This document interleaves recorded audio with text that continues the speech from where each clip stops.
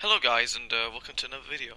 As you can see I am on the patch 2.4 PTR and I've been testing the Firebird wizard and as you can see this is my gear right now, and there's a ton of new items that are really interesting that are really good use for the Firebird wizard. There's currently two popular builds. Or that means item setups. The actual skill builds are, still in discussion. I'll show you what I got. Maybe you can do some fixes yourself. I'll go over what's required and what can be changed if you want to. And first of all, I'm gonna go over the gear and skills and the Canise cube and so on. And then I have a clip at the end of my solo of I think Greater Rift 62 was pretty easily doable with this set. So as you can see, my Paragon level is super low and I've got almost no experience, but 62 is still easily doable. And even though the Firebird Wizard was significantly nerfed against Greater Rift bosses recently, it still is the dominant solo build on the leaderboards. So Firebird Wizard still do like 85 Greater Rift solo, which is absolutely ridiculous. So let's start going over the gear for the single player.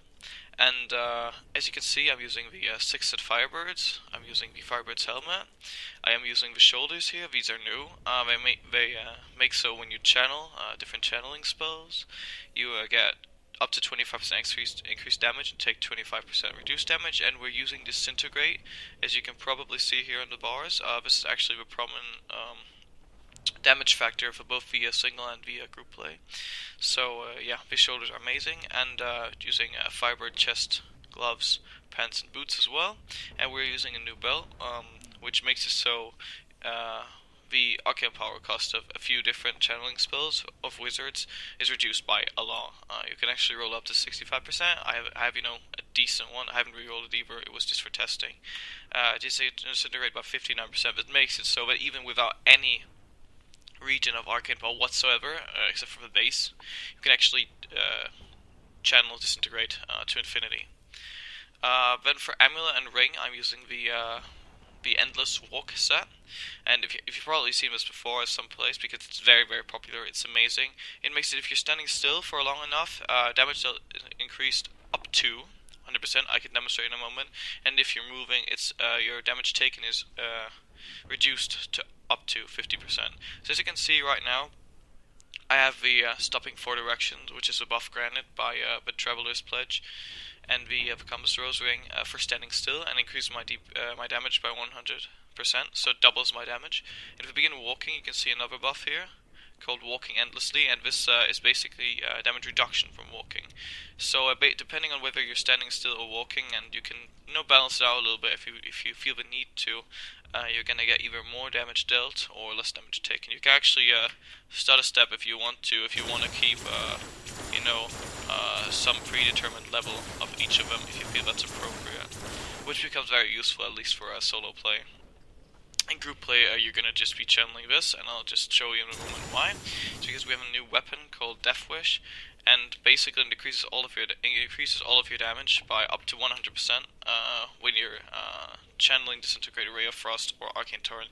And as said, we're using Disintegrate because obviously it's the only consumer that's good for fire damage, which you can channel. So we'll be channeling it, and it increases all of the damage dealt by 100%. Which is, amazing. For Ring, I'm using the Halo of Arliss, and this is the same as the Archon build last season for solo, together with the Ancient Parfin Defenders. So I'll be getting hit, and I'll be freezing everything. Yeah, and that reduces my damage taken, so it's absolutely amazing. It's a very crucial part of a solo experience. For Canise Cube, I am using Furnace. Now there's actually a different weapon which some people have been using, which is the Edge Jiggle. They basically but this is mainly for group play, so it's not so much for solo. You don't really want to use it there. I'll go over the group setup in a moment. It makes it so when you chain disintegrate, it also casts your other consumers, and you'll be using other consumers for the group players. I'll explain in a moment. For chest, I'm using a cooler Curus, which you've probably seen on my buff bar here. I'll go back to it in a moment. Which makes it so that when I'm over 75% primary resource, which I will be all the time because I'm only using disintegrate, I can channel it endlessly without losing arcane power due to the regen for my belt, or sorry, reduced cost for my belt and general regen. So it just gives me, a flat 50% damage reduction. And I'm using Convention of the Elements because statistically seen, it gives you at least 50% more damage. And you can just make it so you're moving when you don't get the fire buff, and when you get the fire buff, you just make sure to be standing still and have the 100% extra damage from the Endless Walk set, and so you just get the incredible buff of that. Now I said that was a solo build. I'll just show you basically I'll go over the skills now actually. So we're using Disintegrate, and this is just your pure damage ability. It's the only rule that gives fire damage, so it's obviously what you take. As secondary, I've taken Black Hole. Now this one is definitely completely up to you. You can take any ability. It's just a free slot. Actually, a lot of them are in the solo build. It's not too defined yet. I like Black Hole with Bazaar because when you're playing solo, it gives you the ability to get together a lot of mobs and just burn them all up for the new Firebird set ability. And I'm using Teleport with Wormhole, pretty standard. I'm taking Deep Freeze because, as said, Alo of Heartless reduces damage taken by 52%. But you have Ice Armor up, which is also why Ice Armor, and whenever you lose 10% of your life in damage, you cast a Frost Nova. So by actually taking Frost Nova and putting a rune on it, you get the Deep Freeze effect every time your ringmates explode. You don't actually have to use this ability at all. You'll just get the effect anyway. And it's 10% bonus critical strike chance. You'll have a 100% uptime of that, so that's amazing. For this slot, I'm using Magic Weapon Deflection. Obviously, you can take whatever you want for this slot. Again, you can also go for Familiar if you want with the Spark Flint if you feel like you need more damage, or you could take Magic Weapon with with Force Weapon for 20% extra damage if you just want to do that.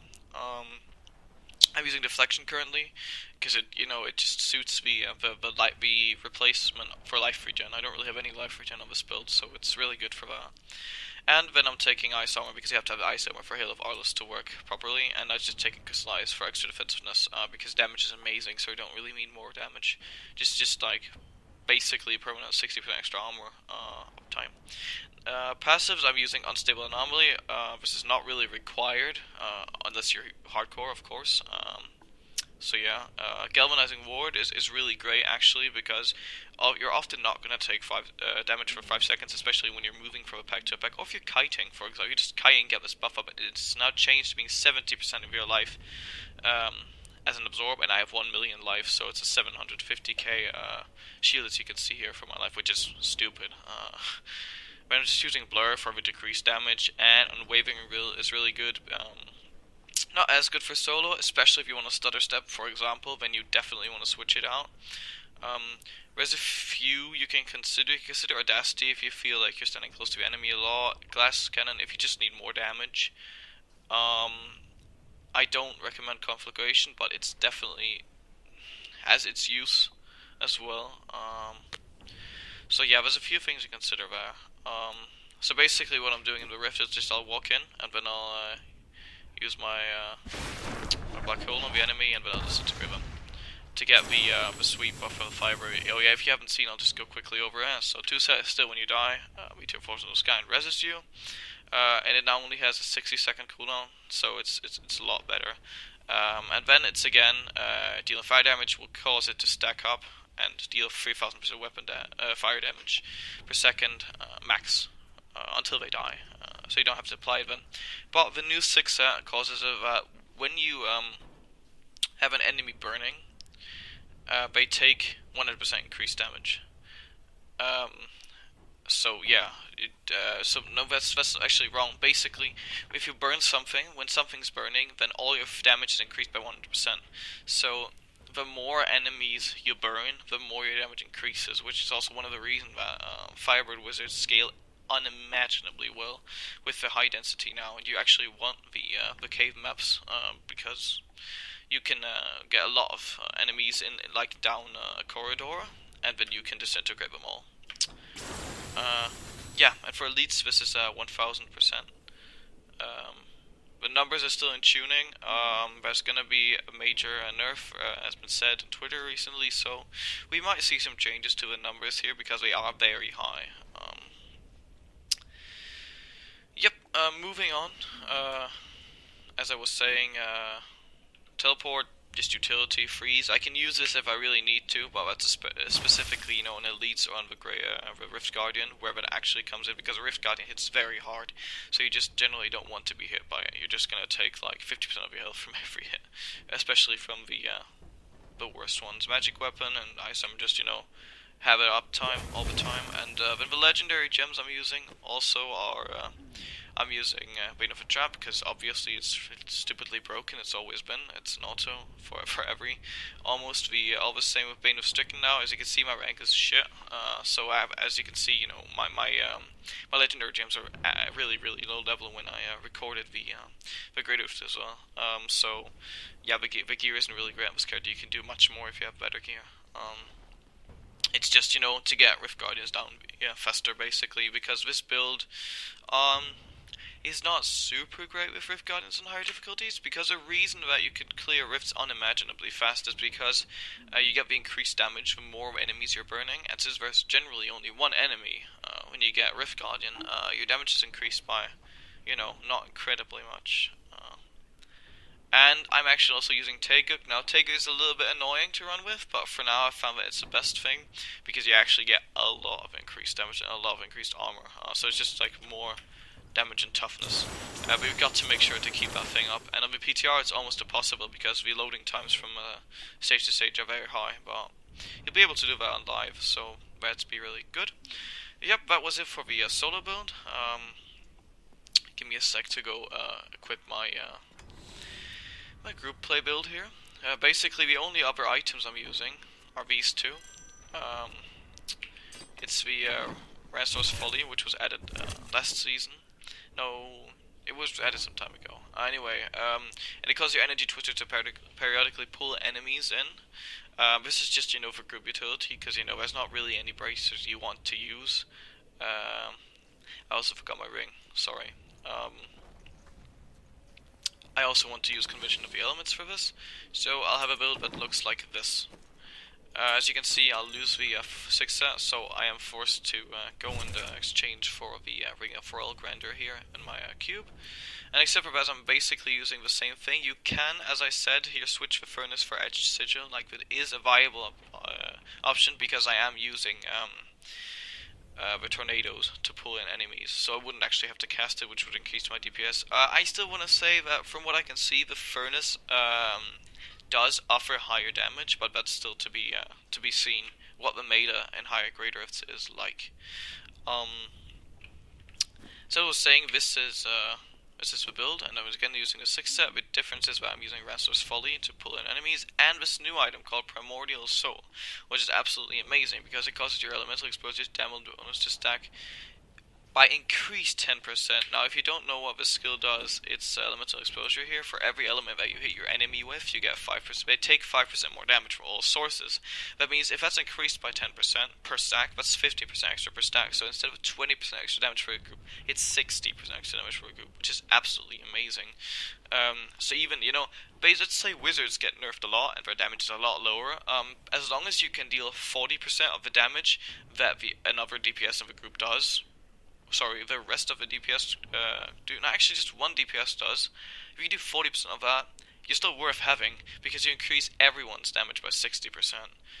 Now, obviously, 40% isn't completely correct, but that's the idea. So your DPS wouldn't have to be close to what that of other DPS is, because you actually give a lot of utility.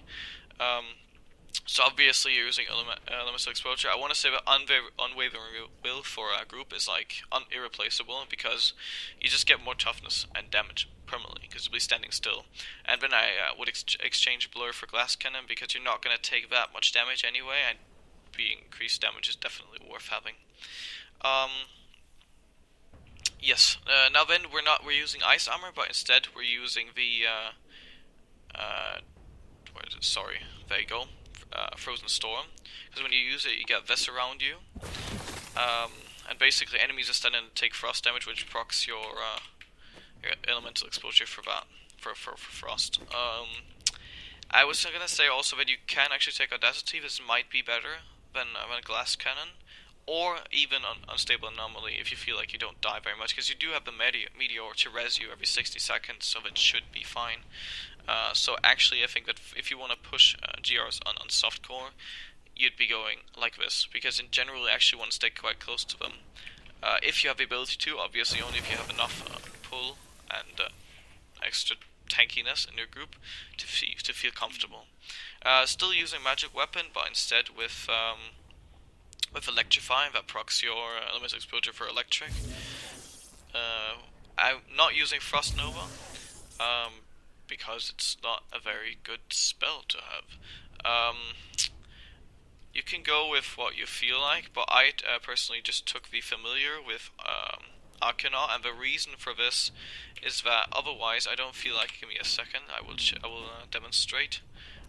Since I am using Energy Twister with Wicked Wind, as you can see here, it just spins in place, but that actually does take a lot of my arcane power. So if I want to spam my Disintegrate, which I do, and use this, I'm going to run out if I don't have Arcanaut. In fact, I even, if you don't have any, arcane regen in your gear at all, you actually might want to replace one of your passives. So in this case, it'd be a glass cannon with the astral presence, because otherwise you're not going to be able to sustain it. Obviously, you're not going to use that many of the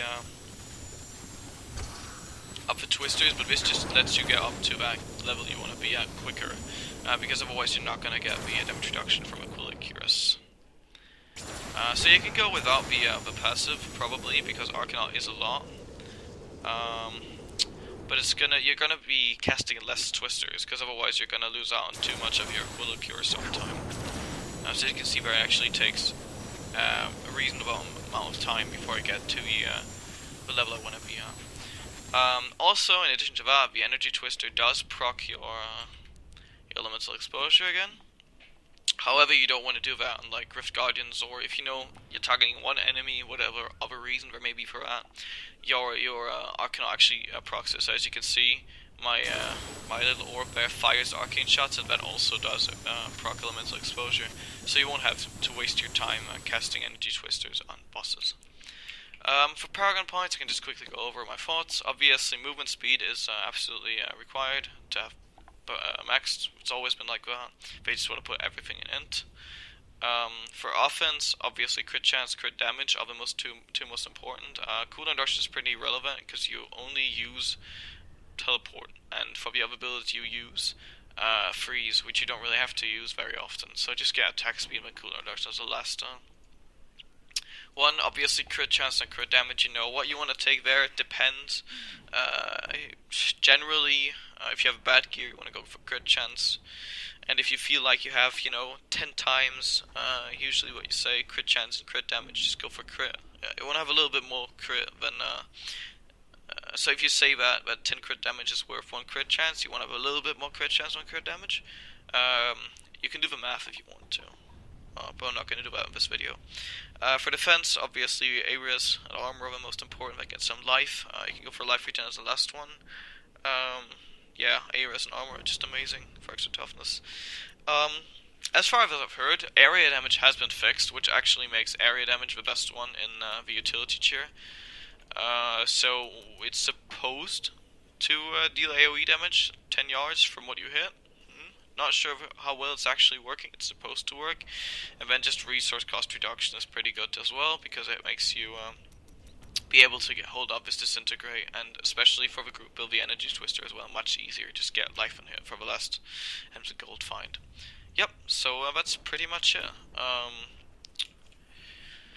If you have any questions or comments, feel free to leave them below. For the rest of the video, I'm just gonna throw in the video I recorded of me soloing Greater Rift 62 with some music, so please do enjoy, and thanks for watching. See you next time.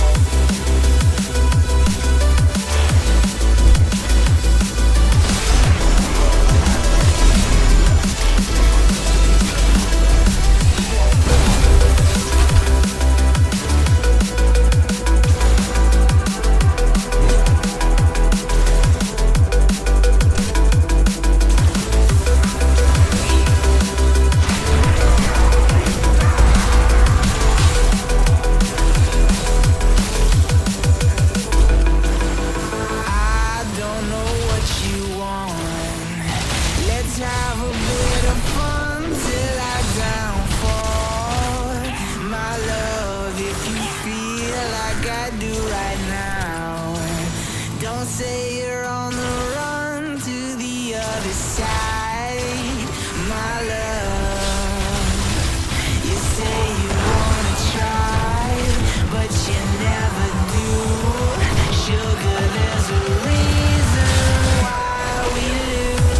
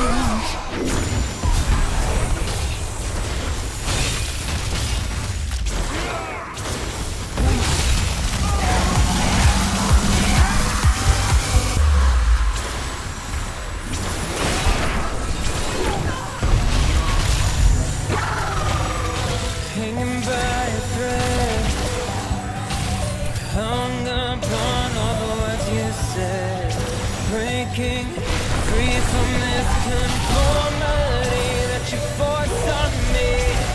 Everything I do is one big show. It's about damn time that I take control. Put me under a microscope and watch